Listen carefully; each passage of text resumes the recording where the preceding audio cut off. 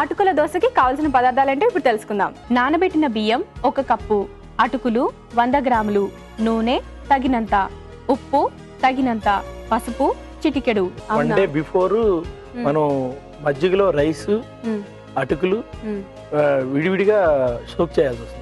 Just rice అటుకులు విడివిడిగా soak చేసుకోవాలి. అంటే 8 hours దగ్గర 8 hours మజ్జిగలో సోక్ చేసుకున్న తర్వాత ఎర్లీ మార్నింగ్ కానీ ఒకవేళ 8 hours తర్వాత కానీ ఏం చేయాలంటే రైస్ పిండిని ఇది చేసుకోవాలి, మిక్సీ చేసుకోవాలి. మిక్సీ చేసుకున్న తర్వాత చేసుకునేటప్పుడు కూడా మనం వాటర్ యాడ్ చేయకూడదు, మజ్జిగ యాడ్ చేసుకుంటూ చేసుకోవాలి.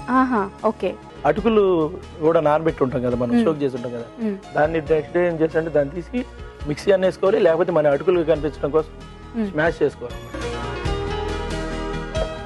సోక్ చేసిన వాటిని మంచిగా ఇట్లా స్మాష్ చేసుకోవచ్చు.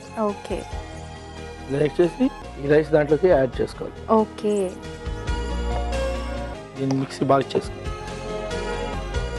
ఇలా మిక్స్ చేసి దీంట్లోనే కొంచెం లైట్గా సాల్ట్ వేసుకోవాలి. అటుకుల దోశ అంటే కొంచెం కలర్ కొంచెం డిఫరెన్స్ ఉంటుంది అన్నమాట, దానికోసం కొంచెం లైట్గా మనం పసుపు వేసుకోవాలి. ఓకే, వేసుకొని వీటిని బాగా మిక్స్ చేసుకోవాలి.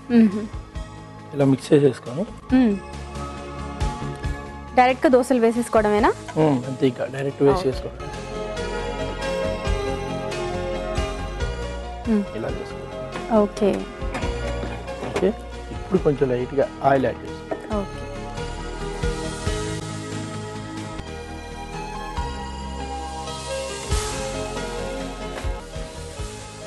ఓకే, సో డిష్ అవుట్ చేసుకోవచ్చా?